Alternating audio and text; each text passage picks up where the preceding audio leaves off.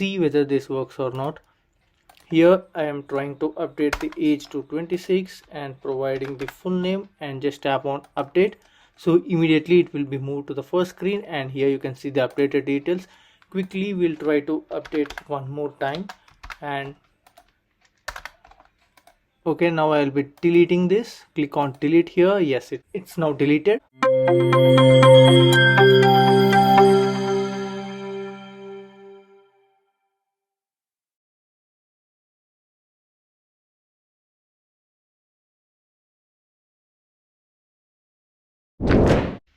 In this vlog, let's try continuing with the Drift database, and we'll deal with update and delete options as well.